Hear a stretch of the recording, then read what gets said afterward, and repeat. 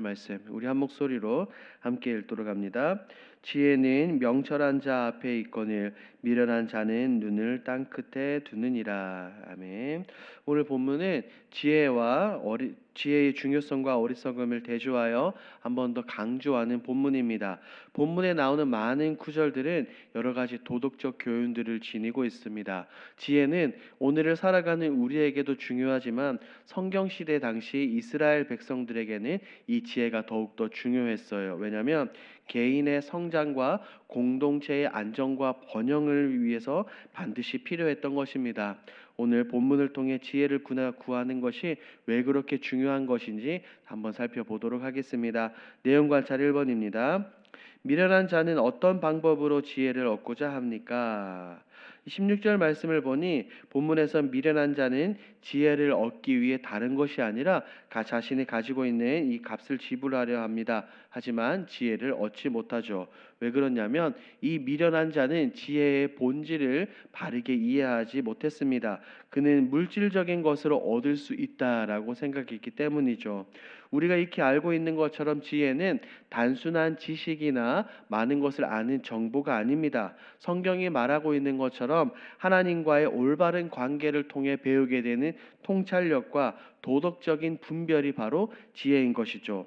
어떻게 보면 또 다르게 보면 영적인 것일 수 있습니다. 하지만 미련한 자는 이것을 알지 못하며 외적인 것으로 다른 것을 통해 지혜를 얻으려고 합니다. 2번입니다. 지혜는 어디에서 찾을 수 있습니까? 24절 말씀을 보니 지혜와 어리석음의 차이를 강조하고 있네요. 지혜를 찾는 자와 어리석은 자의 대조를 분명하게 우리에게 보여주고 있습니다. 지혜는 어디 먼 곳이나 다른 곳, 엉뚱한 곳에서 찾을 수 있는 것이 아닙니다. 성경이 말하고 있는 것처럼 명철한 자의 가까운 곳, 즉 하나님의 말씀과 하나님의 가르침 가운데 지혜가 있다는 겁니다. 이런 지혜는 어떻게 얻을 수 있습니까? 하나님을 경외함으로부터 얻을 수 있는 참된 지혜입니다. 하나님을 믿는 사람들은 하나님을 경외하며 말씀을 통해 이런 지혜를 우리가 얻고 구해야 하는 겁니다. 반면에 미련한 자는 이 진리를 깨닫지 못합니다. 앞서 1번 16절에서 우리가 살펴본 것처럼 24절에서도 이 미련한 자는 세상의 다양한 것들을 통해 지혜를 얻고 지혜를 구하려고 합니다. 본문에서 말하는 눈을 땅끝에 둔다라는 이 의미는 이 미련한 자는 관심이나 주의를 말합니다. 분별력 없이 눈을 여기저기 돌리며 엉뚱한 곳에서 헤맨다는 거예요. 우리는 이런 미련한 자의 모습을 보며 지혜를 찾는 올바른 방법을 알 수 있게 되는 겁니다. 연구와 묵상입니다. 명철한 자의 앞에 지혜가 있다는 것은 어떤 의미입니까? 이 연구와 묵상은 앞선 2번과 연결이 되죠. 지혜를 찾고자 하는 이가 지혜를 어디에서 발견하는지를 보여주는 중요한 본문이기 때문입니다. 먼저 이 명철한 자, 본문에 말하는 명철한 자는 상황을 이해하고 모든 것을 분별할 수 있는 능력을 가진 사람을 말합니다. 지혜를 다른 곳이 아니라 자신이 알고 있는 이 진리와 원칙 속에서 그것을 발견하게 되는 거죠. 여기에서 보면 앞에라는 단어가 매우 중요합니다. 하나님의 말씀 앞에, 하나님의 말씀 속에서 지혜와 진리를 찾고 그것이 늘 자신의 앞에 있다고 깨닫는 자가 바로 본문이 말하는 명철한 자입니다. 지혜는 숨겨져 있는 것이 아닙니다. 지혜는 분명하게 드러나 있어요. 우리의 일상생활 가운데 우리가 노력만 하면 언제든지 발견할 수 있는 겁니다. 우리의 삶의 현장 가운데 말씀을 통해 하나님과의 관계를 통해 하나님께서 주시는 지혜를 얻을 수 있습니다. 그러니 우리는 성경이 말하는 명철한 자가 되기 위해서는 먼저 하나님과의 깊은 관계를 맺어야 된다는 겁니다. 지혜는 먼 곳에서 찾는 것이 아닙니다. 우리가 땅을 살아가는 가운데 삶의 현장 가운데 직면하는 선택과 결정들을 생각해 보십시오. 복잡한 문제, 어려움을 만나며 이 어려움에 직면할 때 하나님께서 우리에게 주시는 지혜를 통해 우리가 여러 가지 선택을 하고 우리 삶 속에서 이것을 적용할 수 있습니다. 지금 본문이 우리에게 그것을 말해주고 있는 겁니다. 느낀 점을 봅니다. 참된 지혜는 물건처럼 살 수 있는 것이 아니라 하나님을 경외할 때 얻을 수 있다는 말씀에서 무엇을 느낍니까? 이 솔로몬의 잠언에서 많은 것들을 깨닫고 느낄 수 있습니다. 먼저 지혜의 근원은 다름 아니 하나님이라는 사실이죠.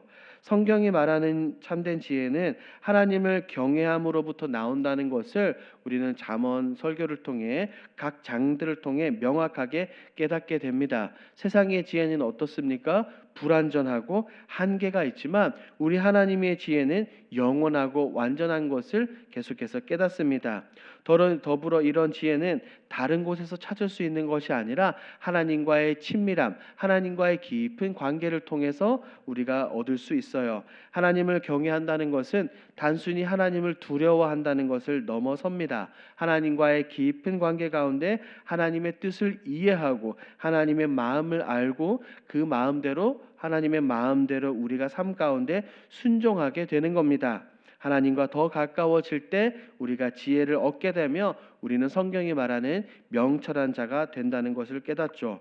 이런 지혜는 나의 노력, 우리의 노력으로 얻어지는 것이 아니라 하나님께서 우리에게 주시는 은혜의 선물이라는 것을 다시금 깨닫습니다.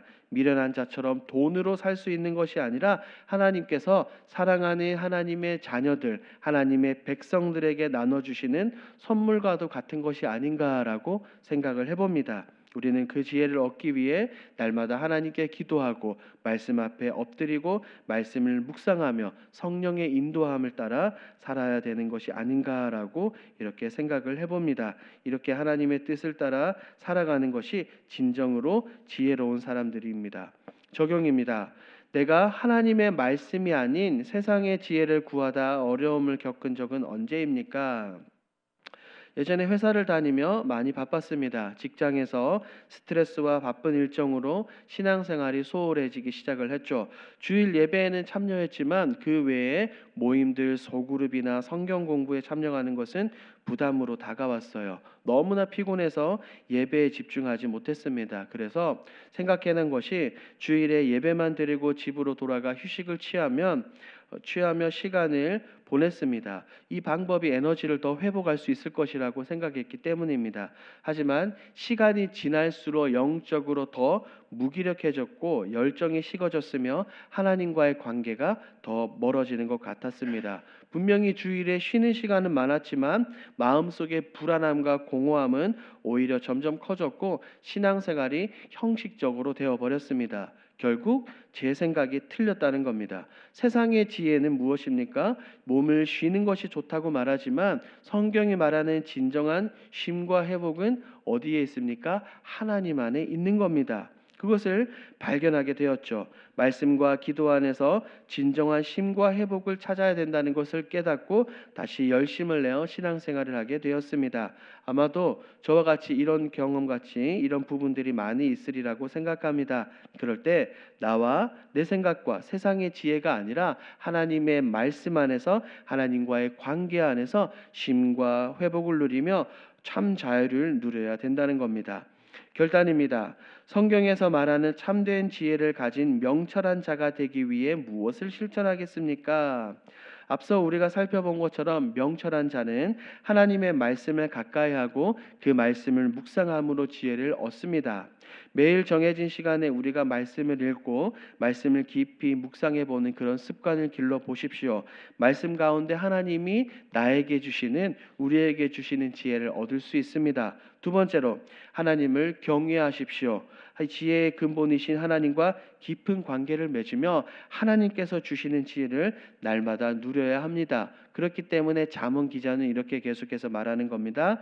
여호와를 경외하는 것이 지혜의 근본이요 거룩하신 자를 아는 것이 명철이니라 라고 말입니다. 이렇게 오늘 하루 말씀을 가까이 하시며 하나님과의 깊은 관계를 통해 지혜를 더욱 깨닫고 얻어가시는 저와 여러분들이 되길 우리 주님의 이름으로 축복합니다. 아멘. 함께 기도하겠습니다. 첫 번째, 하나님과의 깊은 관계를 통해 지혜를 얻게 하옵소서. 두 번째, 땅의 것이 아닌 오직 지혜의 근원이신 여호와 하나님께 눈을 들며 참된 지혜를 구하게 하소서. 우리 집중 기도 제목입니다. 성도들의 간절한 기도와 눈물의 헌신으로 새로워지는 교회 되게 하옵소서.